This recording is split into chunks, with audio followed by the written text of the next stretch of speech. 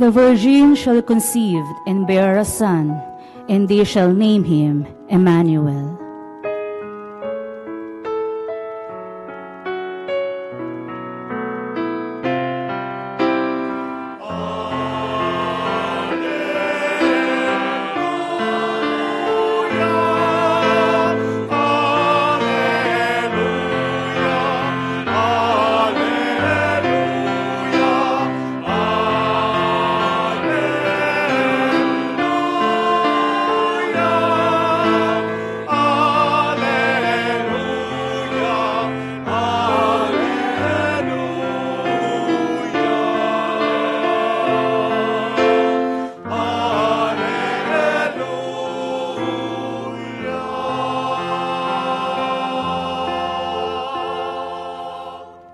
The Lord be with you. And with your spirit. A reading from the Holy Gospel according to Matthew. Glory to you, O Lord.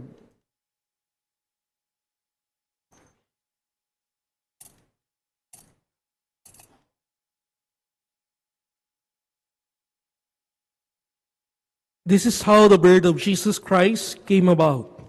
When his mother Mary was betrothed to Joseph, but before they lived together, she was found with child through the Holy Spirit. Joseph, her husband, since he was a righteous man, yet unwilling to expose her to shame, decided to divorce her quietly. Such was his intention when, behold, the angel of the Lord appeared to him in a dream and said, Joseph, son of David, do not be afraid to take Mary, your wife, into your home, for it is through the Holy Spirit that this child has been conceived in her. She will bear a son, and you are to name him Jesus, because he will save his people from their sins. All this took place to fulfill what the Lord had said through the prophet. Behold, the virgin shall conceive and bear a son, and they shall name him Emmanuel, which means God is with us. When Joseph awoke, he did as the angel of the Lord had commanded him, and took his wife into his home. The Gospel of the Lord. Praise to you, Lord Jesus Christ.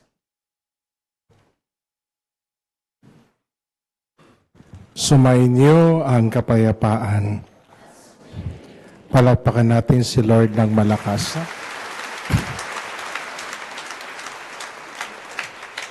Sino sa inyo ang pampitong araw na ito?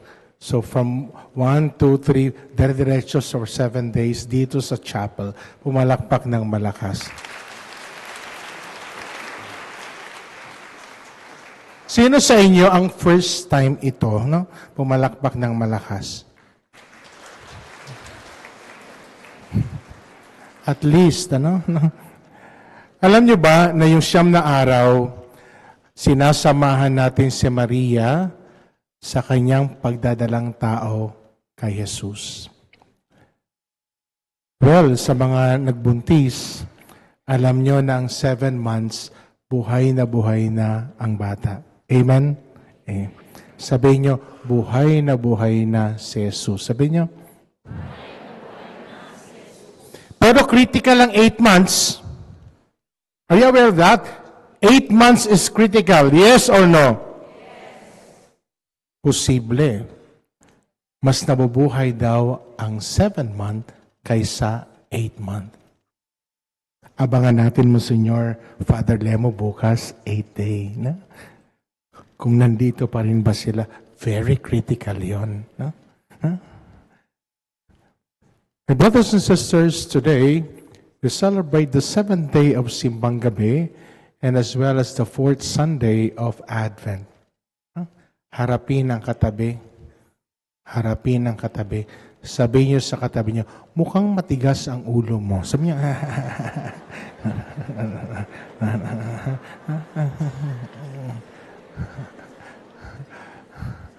may mga tinamaan, ano? O, harapin ang katabi, sabihin mo, mukhang hindi ka marunong sumunod. Sabi niyo, ito pangatlo, sino sa inyo, pampitong araw na ito, tatapusin niya talaga dahil mayroon siyang hinihingi. Meron siyang hinihingi kay Lord. Pumalakpak ng malakas. Sabi niyo, palahingi ka talaga.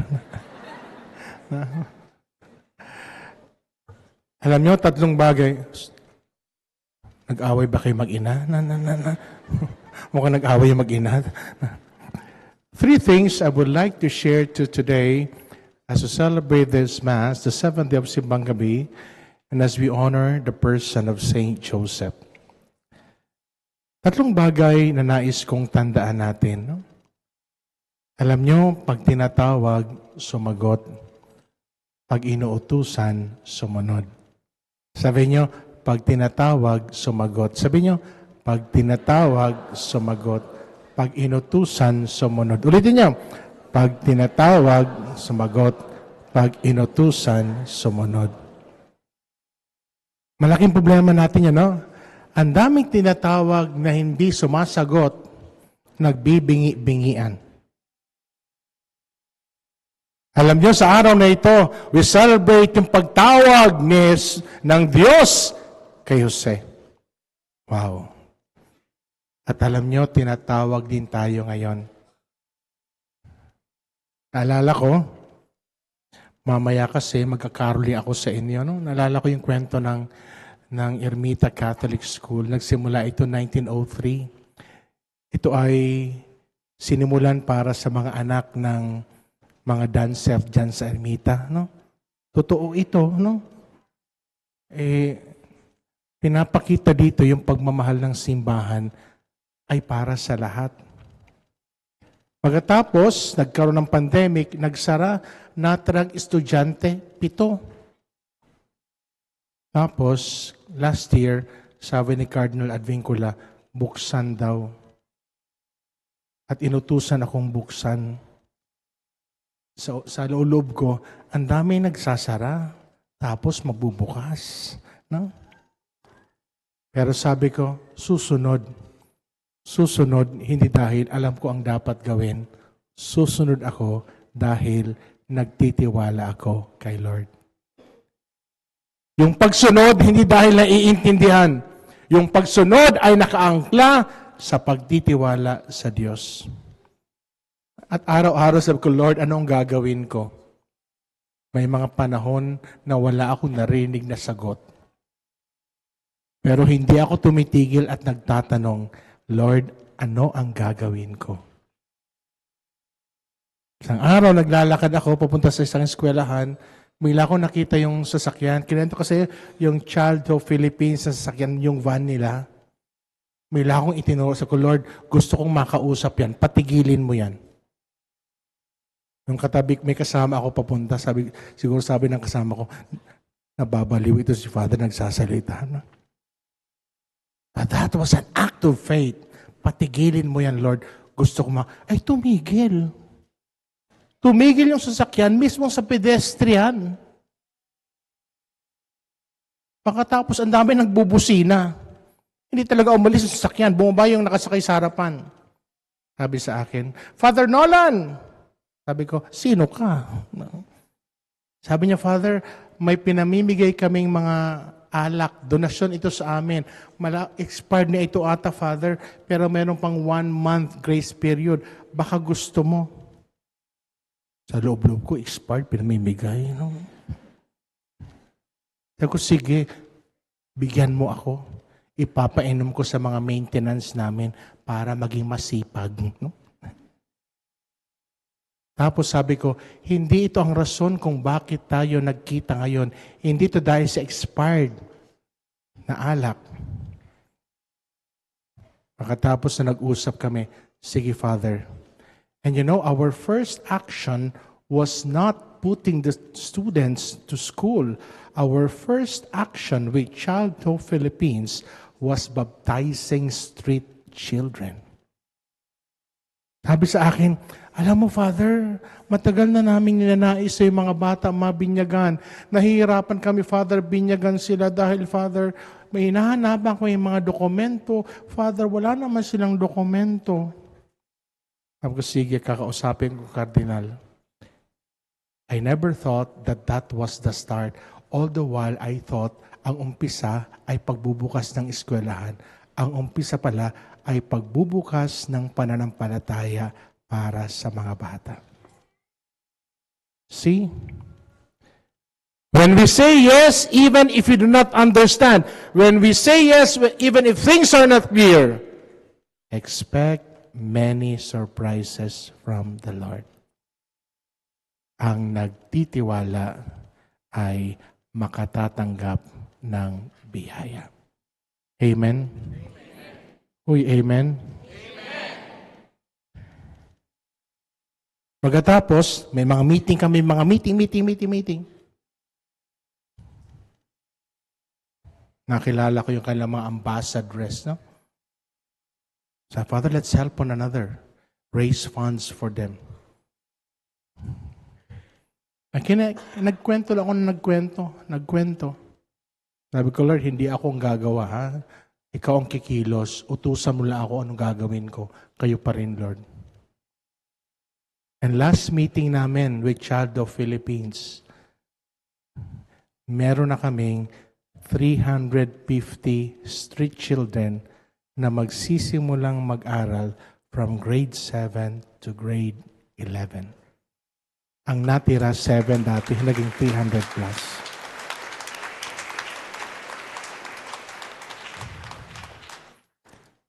Pag nagtiwala kay Lord, hindi lamang biyaya ang matatanggap. Ang matatanggap niya ay sapat, sulit, sobra. Sabi niyo, sapat, sulit, sobra. Say it. Sapat, sulit, sobra. Lakasan niyo. Sapat, sulit, sobra. Pangalawang punto yan. Yung nagtitiwala sa Diyos, ang natatanggap ay sapat, sulit, at sobra. Pag sinabi kong sapat, ang Diyos, He provides for our needs. Hindi pwedeng magkulang. Kung minsan, na-experience natin ang kakulangan dahil sobra-sobra ang ating paghahangad. Hindi dahil kulang, sobra ang ating paghahangad. Sabihin niyo sa katabi niyo, ambisyoso ka kasi. Sabihin niyo, nakasan niyo, ambisyoso ka kasi. Sabihin niyo, 1, 2, 3. Parang galit na galit kayo. Sabihin sa akin, ambisyoso ka kasi, Father. Sabihin niyo, subukan niyo. Hindi pwede magkulang. Hindi pwede magkulang ang Diyos. Amen? Walang kulang pag ang Diyos ang pinag-uusapan. Dahil alam ng Diyos ang pangangailangan mo. Alam ng Diyos ang pangangailangan natin. Kahapon nag-attend kami ng party ni Monsignor. Ako yung party, isang obispo, nilapitan ako, sabi, Father Nolan, humanda ka, kakanta ka. Sabi ko, hindi ako handa. Sabi, kaya sinasabihan ka na, humanda ka na. Sinabihan ko yung kuya ko. Sabi ng kuya ko, kaya natin to.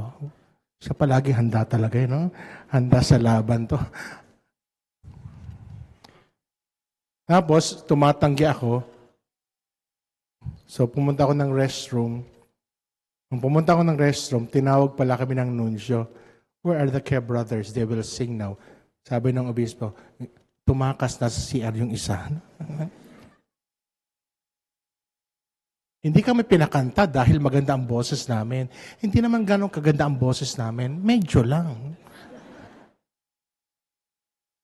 And after all, we were asked to sing not because of our voice.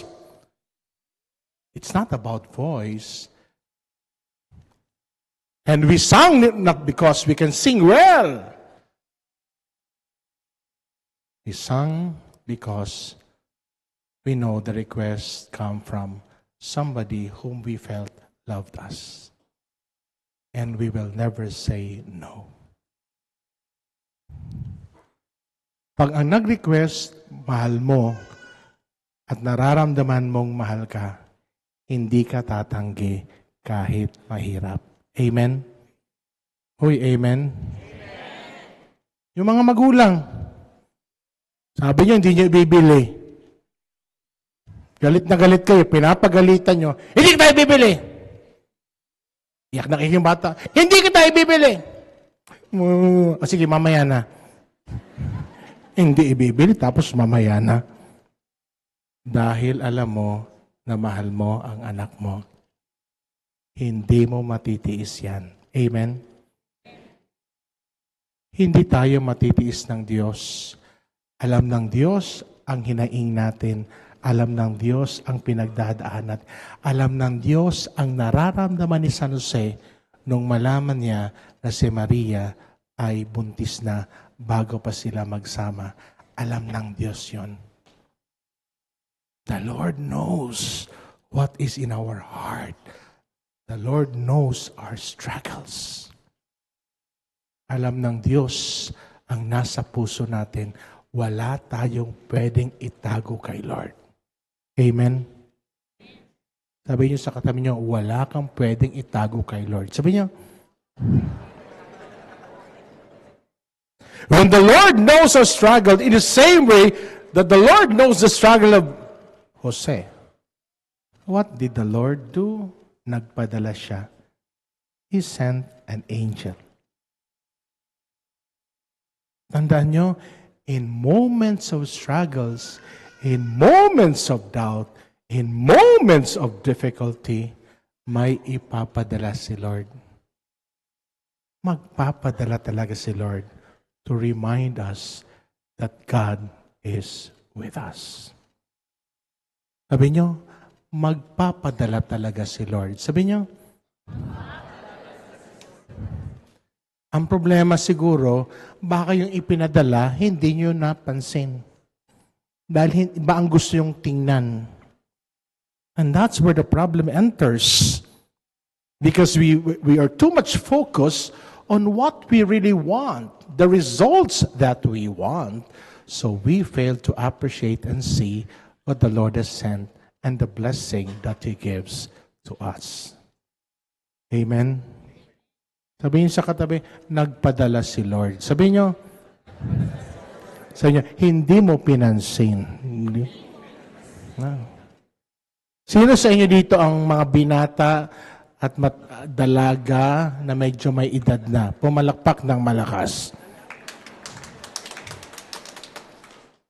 Wala talagang ipinadala si Lord.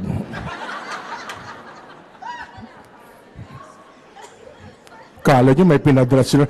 Walang ipinadala si Lord, no? At sabi ni Lord, huwag ka nang umasa pa, 50 ka na. Sabi ni Lord, tanggapin mo kung ano ang tawag ko para sa iyo. Kaya ba yon? Yes or no? Parang ayaw, ha? May kilala ko, 54, hindi nawawala ng pag-asa. Niya, Father, di ba year of hope, Father? 54 ako, Father. Punong-puno ako, Father, ng pag-asa. Sabi ko, iba ang pag-asang binibigay ng Diyos. Sa'yo, wala na talagang pag-asa.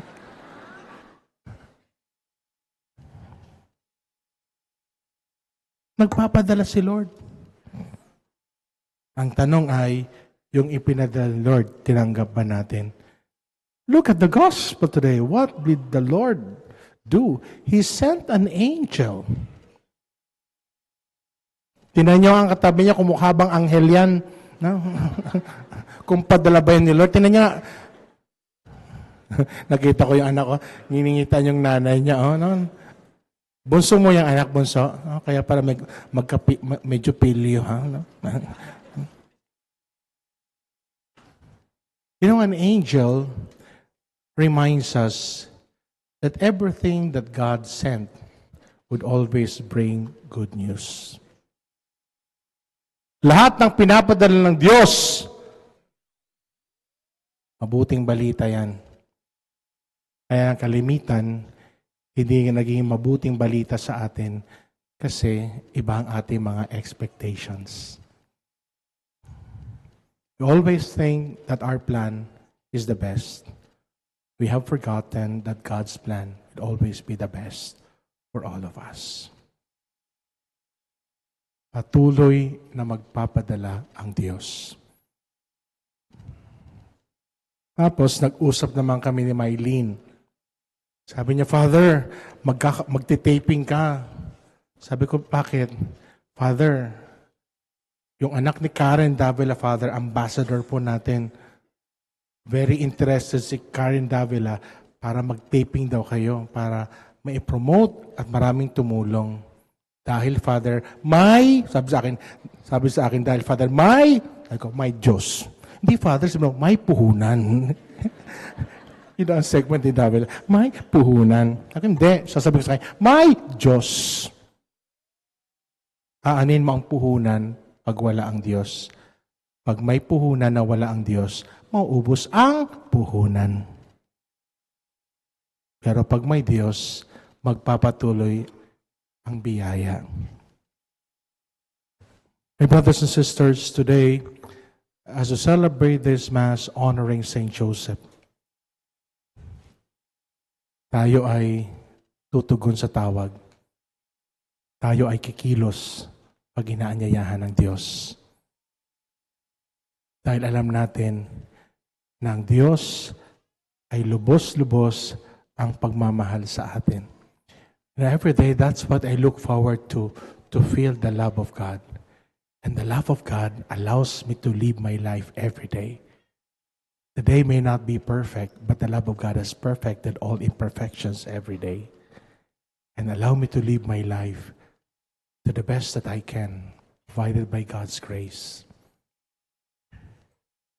Tapos tumawag naman tong si Mylene. Sabi niya, Father, yung grade school, paano? Sabi ko, Mylene, ipagdasal natin kasi inaayos pa yung mga papers. Alam niyo naman, pag nasa government, napakahirap talaga. No? Napakahirap. Papahirapan ka. Hindi napakahirap talaga. No? Sana, Father, mabuksan din yung grade school. Sabi ko, bakit ilan bang numero ang grade school? Ay, Father, kung may 350 tayo, Father, sa junior high, sa grade school, Father, doble pa nun. Sabi ko, anong Mylene? Sabi ko, totoo? And I was checking the history of Ermita Catholic School when it started in 1903. The biggest enrollment so far is only 600. Kasi kinikita lang doon yung mga anak na mga nagtatrabaho sa bar. Imagine after it has closed down 7 years ago and it will open by the grace of God this coming school year. If the Lord allows even the grade school department to open up, it will have for its first year of reopening 500 students. Wow. From 7 that remained during the pandemic to 500 students. Ganon pala ang biyaya ng Diyos. Ganon pala pag ang Diyos ang kumilos. Ganon pala pag tayo ay sasagot ng oo sa Diyos. Sapat, sulit, at sobra. And we pray for that, no? And let's continue to pray for our country. Alam ko ang Pilipinas, sapat, sulit, at sobra. Hindi ko ipagpapalit ang Pilipinas sa ibang bansa. Napaka-bless ng Pilipinas. Amen? Napaka-bless ng mga Pilipino. Amen? Ang galing natin magsalita ng English. No? Kahit may makita ng foreigner, akala palag natin Amerikano. Di ba? Hey Joe. Pag ibang mukha, hey Joe. At tayo pag kinakausap, di ba? Sumasagot tayo. Bumunta kayo sa France. Kung kausapin kayo, nawala ako one time sa France. Nawala ako. Oh my God, nawala ako sa France. Hindi ako marunong mag-Frances. Ang alam ko, merci beaucoup, merci beaucoup. Nawala ako doon. Pumunta ako sa police station. I was asking help for direction. I said, could you please help me?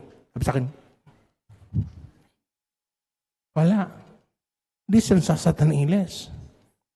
Sabi ko, Lord, nawala ako. Maya-maya, yung kasama ko, nakita ko, nawala ka rin? Sabi niya, Father, Nung pinunta ko station, hindi nagsasalita. Sabi ko, ako rin hindi nagsasalita. Sabi ko, tayo na, hanapin na lang nating dalawa. Natuwa ako dahil hindi na ako na isa nawala. May isa rin palang nawawala na.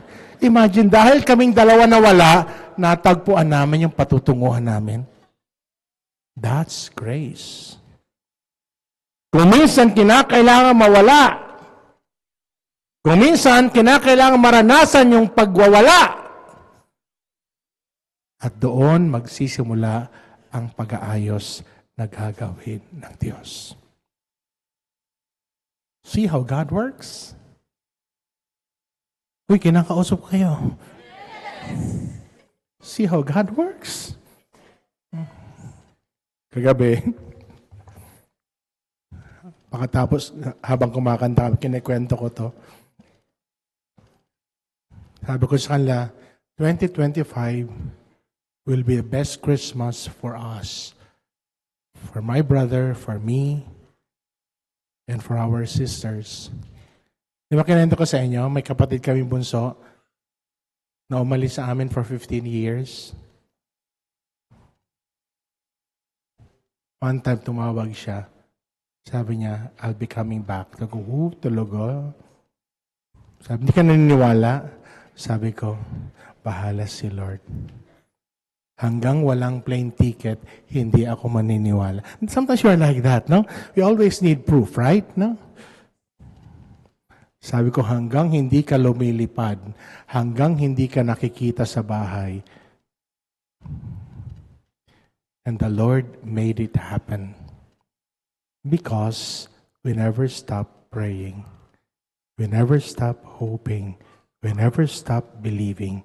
We never stop loving.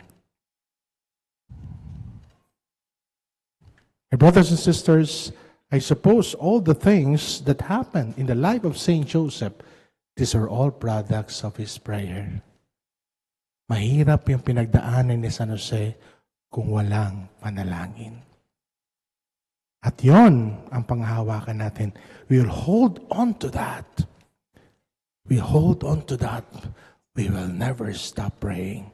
And in our prayer, we will never stop saying yes to God, even when things are not clear. Kaya nga, kapag hindi natin alam ang sagot, magtiwala kay Lord. Kapag madilim ang daan, huwag mag-flashlight, pananampalataya ang ilaw. Pag nahihirapan, huwag tumigil, humingi ng tulong. At panghuli, pakatandaan, ang Diyos ay patuloy na sumasa atin.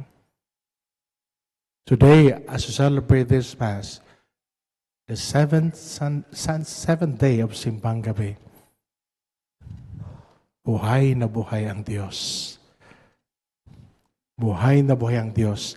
Kitang-kita ang Diyos sa mukha ng bawat isa sa atin. No? Kakatawa kayo, no? Alam ko, ang iba sa inyo, uuwi pa na malayo, no? May mga taga Paranaque daw dito, Paranaque, yung iba taga Antipolo, no? Layo. Yung iba tinatanong ko, ang layo-layo dito, ba't dito kayo pumupunta? Sabi nila, Father, dyan po namin natagpuan si Lord. Alam mo, may ganun tayong karanasan. Natagpuan natin si Lord sa Mega Mall Chapel. Natagpuan natin si Lord sa mga nakilala natin at nakasama natin sa misa. Natagpuan natin si Lord. At pag natagpuan si Lord, huwag iiwan si Lord. Sumama kay Lord. Samahan si Lord. Hanapin na araw-araw si Lord ang kasama natin. Amen? Paharapin ang katabi. Sabihin mo, sumama ka kay Lord. Sabi niya, ikaw, Mark, kung makatawa ka, ha? Mamaya, huwag kang sumama sa akin, ha? No? Yan ba naman yan sa kista na yan, kung makarequest sa akin, naglalakad ako pa uwi. Maya-maya, sumabay sa akin, Father, pauwi ka na? Sabi ko, alam mo nang pauwi na ako. Alam mo, Father, pauwi rin ako. Sabi niya sa akin. Sabi ko, di uwi ka na. Sabi niya, baka Father, pwedeng ihatid mo ako. May mga ganon. Sabi ko, saan ka ba nakatira? Taga Mandaluyong yan. No? Tapos, sige, dadaan naman ako dyan. Oo, Father, pag dumaan ka, Father, sa kantong ito, bababa na po ako. Nung malapit na ako sa kantong, sabi niya, Father, idiretso mo po doon, Father. Maka-request ito, ha? Hindi na mauulit yun. Maybe that was reminding you that God is always there. We just have to ask help. And God will send somebody to help us. We just have to ask the Lord. And the Lord will be there to assist us. May Saint Joseph remind us to always say yes to the Lord. Tumayo pang lahat.